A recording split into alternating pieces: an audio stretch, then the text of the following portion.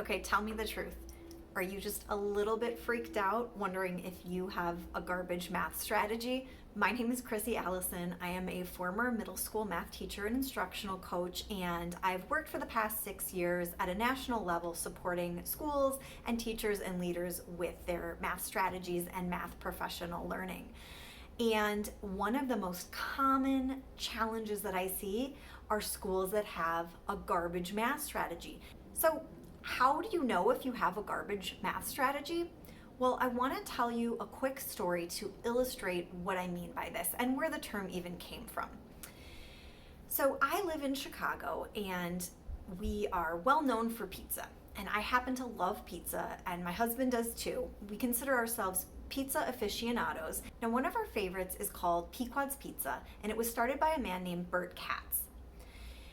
When it got popular, he sold Pequod's, and he actually just started his own little pizzeria from his home called Bert's Pizza.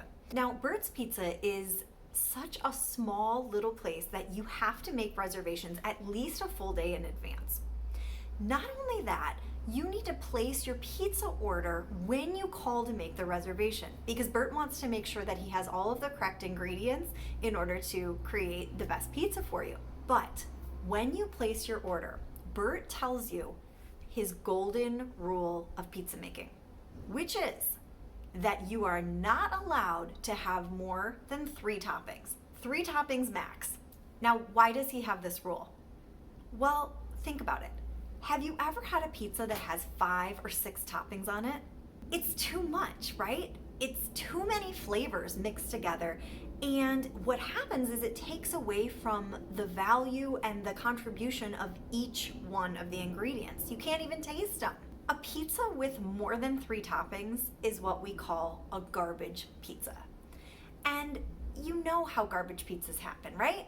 You're at a table with 5 or 6 friends, and this person likes pepperoni and this person likes sausage, and hey, how about onion? And I love green peppers, and you're just like, oh yeah, put them all on. And pretty soon you have a garbage pizza. Now, the same thing can happen with our math strategy or any strategy when we're working in a school. We come into the school year with a clear idea. Maybe we say we want to work on math discourse this year.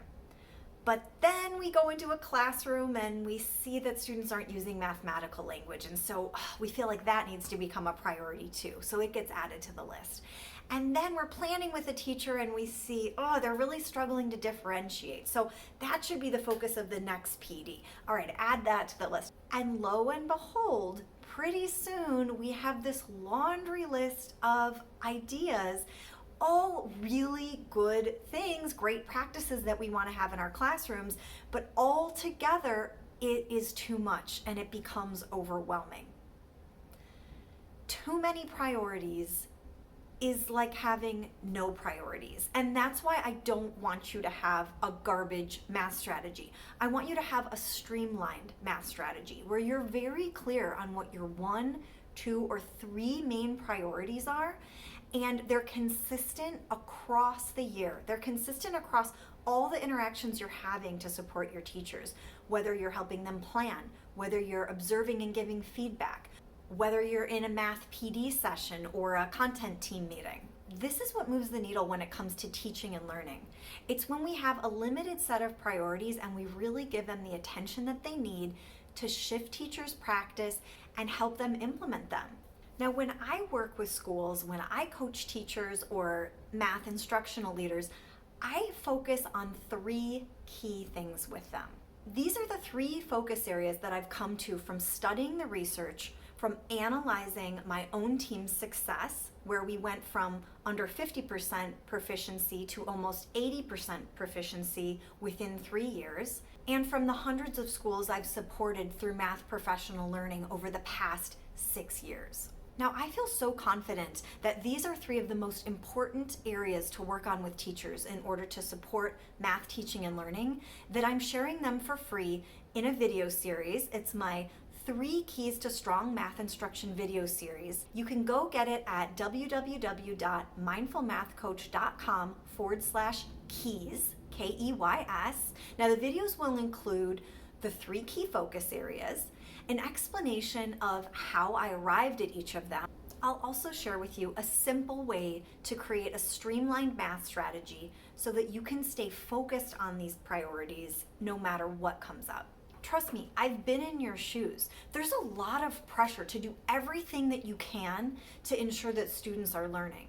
And sometimes what ends up happening is we see something working somewhere else, or we read about a strategy and we just think, well, let me try it. I want to do everything I can to make sure that my kids are learning. But the truth is that that's not how it works. Less is more when it comes to helping teachers to improve their instruction in order to increase learning with students. Okay, so now you know what a garbage math strategy is, and you know that you don't want to have one. So go to mindfulmathcoach.com/keys and learn what 3 priorities you may want to adopt to help improve math teaching and learning at your school. I'll see you there.